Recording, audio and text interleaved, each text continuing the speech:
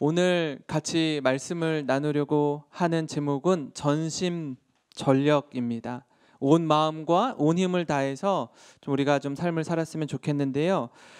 유언장의 뜻을 보니까 사후에 자신의 결정대로 재산을 양도할 것을 지시하는 것, 그게 유언장이라고 합니다. 지난 1월, 한 3개월 전이죠. 서울 남부지방 법원에서 드라마 같은 판결이 있었습니다. 몇 년 전에 사망한 자산가 A씨의 두 딸과 가정부 간에 일어난 유산 상속 분쟁이었습니다. 이 자산가 A씨가 자신의 모든 유산을 두 딸에게 주지 않고 가정부에게 주겠다라고 유언장을 작성한 거예요. 그 이유인즉 이 두 딸이 평생 아버님을 돌보지도 않고 찾아오지도 않고 연락도 하지 않았어요. 그런데 돌아가시고 나서는 뭐는 챙기겠다? 어마어마한 유산은 상속받아야겠다라고 한 거예요. 근데 제가 이렇게 곰곰이 보니까 이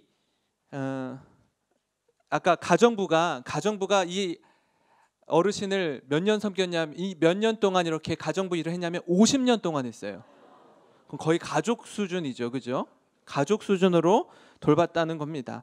이 두 딸이 연로한 A 씨를 돌보거나 찾아뵙는 경우가 거의 없었고, 그래서 자신을 50년간 헌신적으로 돌봐준 가정부에게 유산 전체를 남긴다는 A 씨의 유언은 정당하다는 것이었습니다.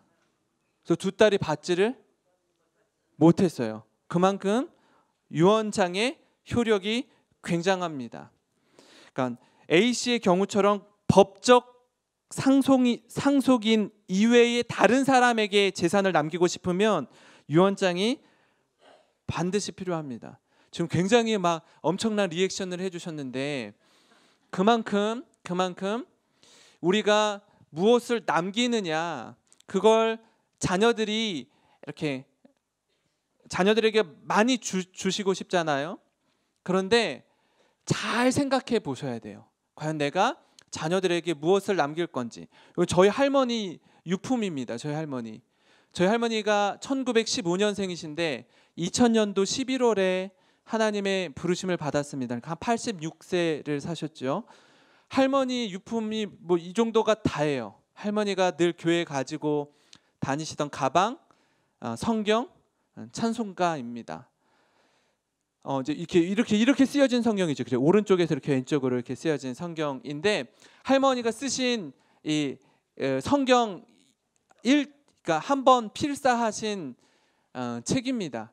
초등학교도 잘 못 나오셨어요. 그래서 제가 이렇게 옆에서 보면은 글씨를 쓴다라기보다는 글씨를 좀 그리는 느낌이었어요. 정말 정성을 다해서. 그러니까 제가 글씨 쓰는 속도랑 저희 할머니께서 글씨 쓰는 속도랑 차이가 확연하죠. 시간도 훨씬 오래 걸리죠. 훨씬 오래 걸립니다. 그러니까 할머니가 쓰신 이 성경인데 자세히 보니까 이렇게 쓰셨어요. 그러니까 늘 쓰고 또 이렇게 교회에서 이렇게 확인 도장을 받고 또 이렇게 쓰고 또 이렇게 확인 도장을 받고 이렇게 하셨던 것 같아요. 그래도 글씨가 굉장히 제법 공을 들여서 잘 쓰셨습니다. 그러니까 최선을 다해서 썼다는 이 흔적들이 남아 있더라고요. 이거를 최근에 저희 아버지가 저한테 이렇게 카톡으로 사진을 찍어서 보내주신 거예요. 할머니가 쓴 이 유품과 이 성경이 있더라 이렇게라고 하면서. 그러니까 참 할머니랑 평생을 같이 살았기 때문에 또 저희 집에서 하나님의 부르심을 받았기 때문에 참 많은 생각이 듭니다.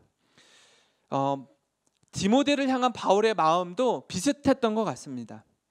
많은 유산을 남기려고 하는 것보다는, 물론 내 친 자녀도 아니지만 믿음의 동역자였고 나의 제자였고 또 하나님 앞에서 정말 영적인 아들이었던 디모데에게 다른 것 남기는 것보다요, 이렇게 사람을 남기기 원했던 것 같아요. 교회를 섬기고 세우고 건강한 공동체를 섬기는 데 있어서 하나님 앞에서 중심을 바로잡고 믿음을 끝까지 지키는 그 한 사람을 향한 마음이 있었던 것 같습니다. 잘 생각해 보세요. 우리 어머님 아버님들도 어떤 분은 많은 재산을 갖고 계셔서 뭐 사후에 죽음 이후에 많은 유산을 물려주실 분들도 여기에 계십니다. 하지만 또 어떤 분들은 저희 할머님처럼 뭐 딱히 자녀들에게 줄 수 있는 게 뭐 이렇게 하나 둘 별게 없어요.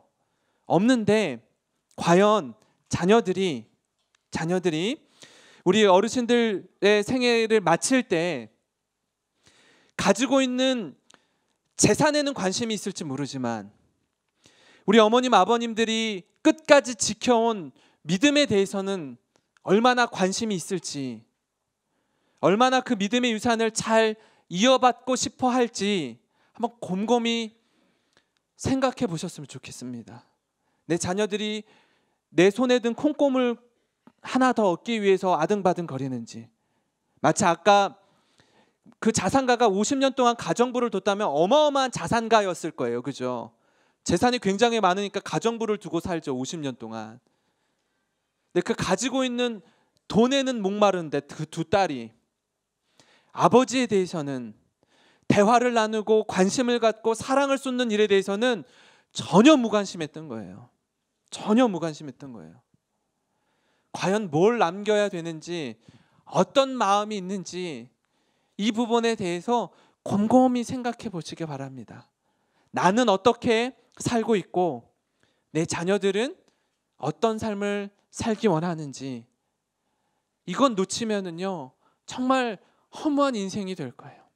이건 놓치면요 장례식에서 자녀들이 장례가 채 끝나지도 않았는데 유산 상속으로 인해서 서로 옥신각신 다투고 싸우고, 저 장례식 가서 예배를 인도하는 중에도요 그렇게 서로 날카롭게 양립되어서 다투는 모습을 종종 봅니다. 얼마나 안타까운지 모릅니다. 얼마나 마음이 무너질지 모릅니다. 무엇을 남길 것인지, 무엇을 내 자녀들에게, 손주들에게 전할 것인지 깊은 생각을 하시는 우리 어르신들이 되셨으면 좋겠습니다. 이거 굉장히 중요한 말씀을 드리는 겁니다. 그 거룩한 삶의 흔적을 남기셔서, 하나님 내 생애가 얼만큼 남아있는지 모르지만 하나님 이 시간들이, 하루하루의 시간들이 얼마나 값지고 소중한지, 우리 아까 이혜경 어머님께서 정말 구구절절 정말 뜨겁게 기도해 주셨는데 그 마음과 그 사랑과 진심이 자녀손들에게 잘 전달되었으면 좋겠습니다. 우리가 하나님께 소망을 두라라는 제목으로 우리가 디모데전서 말씀을 같이 매주마다 나누고 있는데요. 하나님께 소망을 둔 사람의 삶의 원리는요, 그 첫 번째로 뭐라고요? 믿는 자들의 본이 되라라는 겁니다. 믿는 자들의 본이 되라. 디모데전서 4장 12절 말씀을 같이 한번 읽겠습니다. 시작. 누구든지 내 연소함을 업신여기지 못하게 하고 오직 말과 행실과 사랑과 믿음과 정절에 있어서 믿는 자에게 본이 되어라고 말씀합니다. 바울이 후배 사역자였고 영적인 아들인 디모데가 대략 한 30대 중후반의 나이대였던 것 같아요. 젊은 사역자이죠. 젊은 사역자인 디모데에게 사역자로서의 권위를 나이에 두지 마라. 네가 좀 어리지만, 아직 젊지만 이것 때문에 사역을 하는 데 있어서 지장을 받지 않았으면 좋겠다. 그러면 목회자로서, 사역자로서의 권위를 어디에 두어야 하느냐? 뭐라고 얘기해요? 오직 말과 행실과 사랑과 믿음과 정절에 두라는 거예요. 우리나라는 서열이나 나이에 대해서 강조하는 문화이기 때문에 더욱이 어떤 논쟁이 붙거나 시비가 붙으면 이렇게 말다툼하다가 이제 나오는 얘기가 있어요. 너 몇 살이야? 이제 그죠?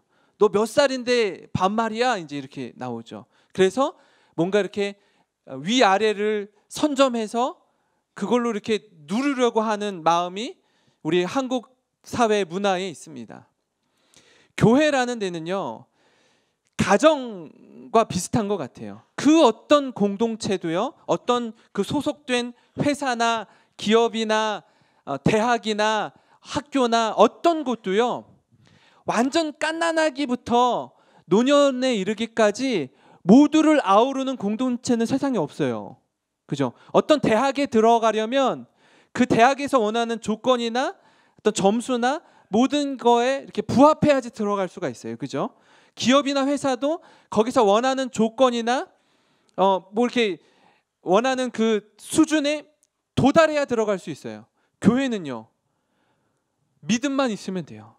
예수 그리스도를 구주로 믿습니다. 나의 죄를 구속하시고 사해 주실 분은 예수님입니다. 이걸 믿음으로 고백하는 자는 누구든지 교회 공동체에 소속이 될 수 있습니다. 그래서 굉장히 다양하죠. 연령대가 다양합니다. 왜냐하면 믿음을 가진 자들의 모임이기 때문에 그렇습니다. 그래서 젊은이들은 어르신들을 공경하고 존중해야 되고 존경해야 되고요. 또 어른들은 젊은이와 자녀들을 사랑으로 용납하고 품어주어야 합니다.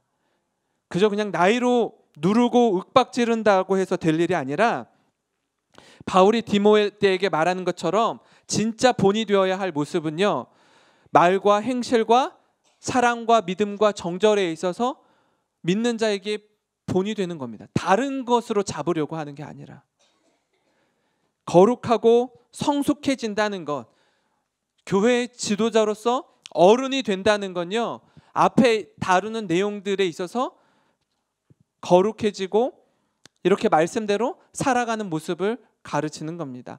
베드로전서 5장 3절에도 이렇게 얘기합니다. 같이 한번 읽어봅시다. 맡은 자들에게 주장하는 자세를 하지 말고 양무리에 본이 되라. 양무리에 뭐가 되라고요? 본이 되라고요. 예. 그러니까 주장하는 자세를 하지 말고 양무리에 본이 되는 삶을 살라고 말씀합니다. 예수님이 그러한 모습으로 사셨습니다. 요한복음 13장 14절 15절을 제가 읽어드리겠습니다. 내가 주와 또는 선생이 되어 너희 발을 씻었으니 너희도 서로 발을 씻어주는 것이 옳으니라. 내가 너희에게 행한 것 같이 너희도 서로 행하게 하려 하여 본을 보였노라.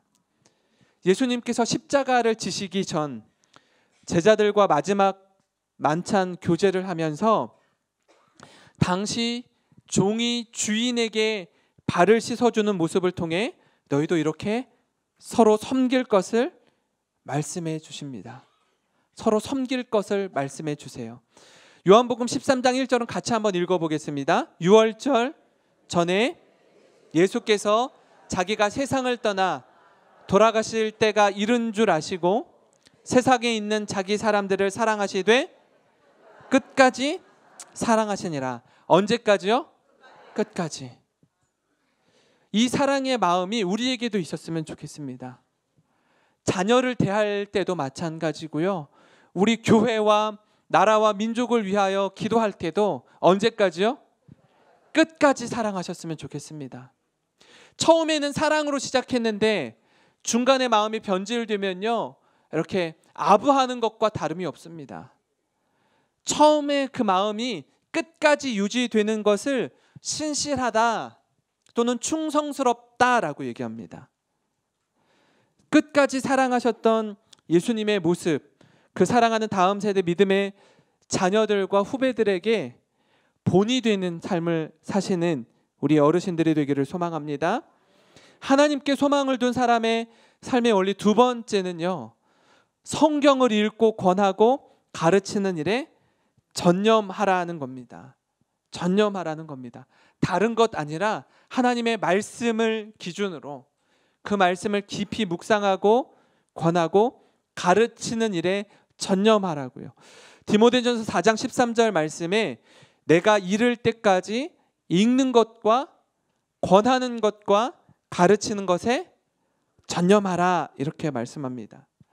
디모데, 네가 교회의 지도자로서 리더로서 하나님의 말씀 앞에 어떻게 살아야 될지 이것에 전념하는 것, 이것이 우리를 변화시키는 능력이 된다라는 것을 놓치지 말라는 거예요. 왜요? 지도자로 서 있는 디모데에게 있어서는 자기보다 연배가 어린 후배들도 있지만 자기보다 연륜이나 신앙이나 모든 경험적인 면에 있어서 월등한 사람들이 많이 있어요.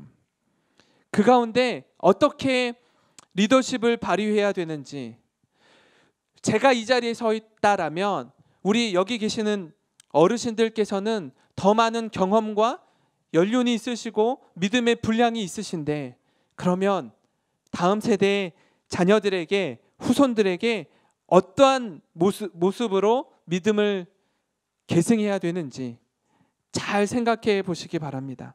시간이 날 때마다 하나님의 말씀을 통해 주님의 뜻이 무엇인지 분별하고 그렇게 살아가고, 그러므로 본을 보이셨으면 좋겠습니다. 그것이 능력인 줄 믿습니다.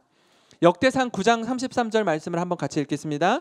또 찬송하는 자가 있으니 곧 레위 우두머리라. 그들은 골방에 거주하면서 주야로 자기 직분에 전념함으로 다른 일은 하지 아니하였더라. 아멘.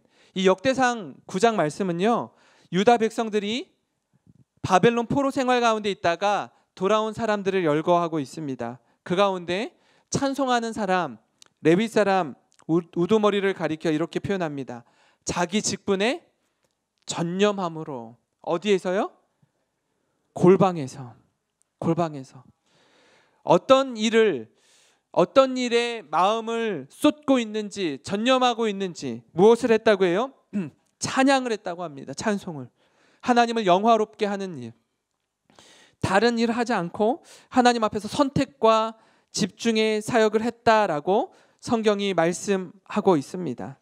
우리는요, 평소에는 잘 모르다가 위기의 순간이 다가오면 우리가 뭘 의지하고 붙들고 살았는지 여실히 드러납니다. 겉으로는요, 이렇게 행복한 모임에 와서 예배도 드리고 수요예배도 나와서 드리고 금요 기도회도 나오고 주일 예배도 사모함으로 나와서 드리지만, 이런저런 믿음의 이야기들도 동역자들과 함께 나누지만, 그래서 내가 굉장히 믿음의 연륜도 있고 믿음이 깊은 사람인 줄 알았다가 덜컥 뜻하지 않은 일을 만나고 고난과 위기 상황 가운데 있을 때 내 믿음의 진면목, 내 믿음의 이렇게 밑바닥을 보게 됩니다. 아, 내 수준이 이 정도였구나. 하나님 앞에서 정말 믿음이 견고한 사람들은요, 이때 그 믿음의 가치가 더 발휘가 되는 반면에, 그대로 드러나는 반면에, 그렇지 않은 사람들은요, 껍데기뿐인 신앙의 모습을 가지고 있던 사람은 어떻게 해야 될지 모르고 우왕좌왕하는 모습을 보게 됩니다. 그러면서 내 믿음의 깊이가 어떠했는지 깨닫습니다. 하나님 앞에서 이런 위기 가운데 우리의 신앙이 성장함을 보는데, 하나님, 내가 여전히 신앙의 연륜이 있음에도 불구하고 이것저것 따지고 계산하고 분석하고 있다면 아직 믿음이 뭔지, 주님이 어떤 분인지 잘 모르고 있는 겁니다. 마치 나중에 아까 두 딸이 요구했던 것처럼 아버지 돌아가시니까 딱 나타나서 유산 내놓으라고 하는 것과 같은 믿음의 수준을 가지고 있게 되는 것입니다.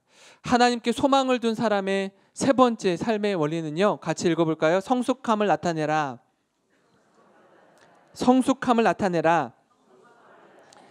디모데전서 4장 15절 말씀을 같이 읽겠습니다.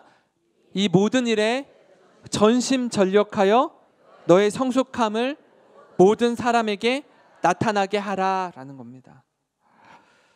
하루가 지나고 이틀이 지나고 한 해, 두 해 신앙생활 하면서 처음에는 좀 미숙하게 신앙생활을 했다가 시간이 지나면서 좀 성숙해지는 모습, 더 주님을 향한 마음이 깊어지고 넓어지게 됩니다.